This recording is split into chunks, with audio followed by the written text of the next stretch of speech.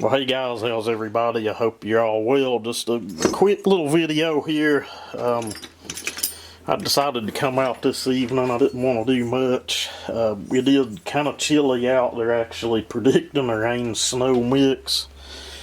If it snows, it snows. Who cares? But what we've done with this cylinder, I decided to go kind of with the less is more approach that I really like to use. And I think I was the first person in the community to come up with that term as far as less is more, or put it in a video. The exhaust port, about all I done to that is I went in and the step that goes all around for the little insert, I removed the sides of it. I did widen it some further than that. I don't think I went too wide to worry about hanging a ring or anything, but the port is significantly wider than it was. It's kind of got a funny shape to it now, but whatever, I think it'll work. It ain't got to be pretty to work, but at the end of the day, it doesn't look bad either. Transfers, I did have to raise those a little bit to get the slope on them that I thought it needed, or that, well, basically that I wanted on it. I didn't go super steep with them, as you can see. Maybe the other side lit up good. There we go. They don't look too bad. That's a diamond abrasive finish on it, and I do kind of go over things with the tip of a coarse cartridge roll afterwards. It's kind of hard to get much of anything other than that little bitty right angle up into that cylinder anyway. At the end of the day, it's 38mm bore. Intake port, nothing too fancy there. My normal deal that I would do on one. I did pull some timing out of the floor of it about as far as I felt I could safely go. Did widen it some. We'll see. And then I took some 36 grit paper and kind of cleaned up the bottom of the cylinder. Guys, I'm about froze out, so I'm going to call it is what it is on this video. I apologize for it being so short, but it won't take you long to watch it either.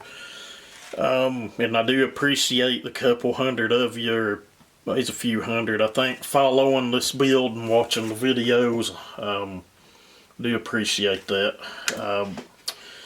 But anyway, where we ended up at, where I widened the exhaust port so far, I did go back over the bevel at the top. I always do anyway, regardless. It's just me overthinking things a lot of the times. But we're sitting at 106.5. It did move it like half a degree. It ain't gonna make or break it.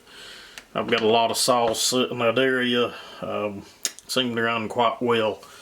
The uppers, did move them quite a bit to get the slope on them I wanted. It's not anything over exaggerated or super steep, if you could tell by the video. 122, that's like 15.5 degrees of blow down.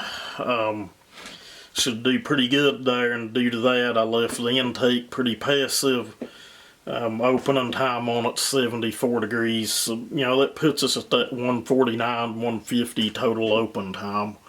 Intake on it's pretty good size. It is a small carburetor. I think they're a 15mm carburetor. I don't think I'll go in and do any work to the carburetor or anything. I think in the next video what we'll get into is we'll do our time in advance. We'll show that. We'll do a pretty good muffler mod on it. We'll get this thing back together. I did pick up a different chain. Those chains suck. Let's just face it, they are a horrible chain. Just putting a better chain on the saw would have improved performance, I think.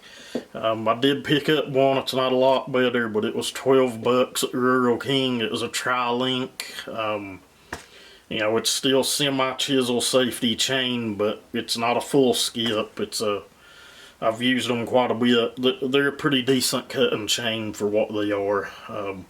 I think it'll be quite somewhat better than what we had on it. So, and it'll allow us to retain the bar setup that was on it to where to match the saw as well. But anyway, guys, that'll be it. Next video, we should get this thing done and back together, and if anything, it'll sound cooler, but I think we'll improve performance quite a bit on it. Anyway, y'all have a good one.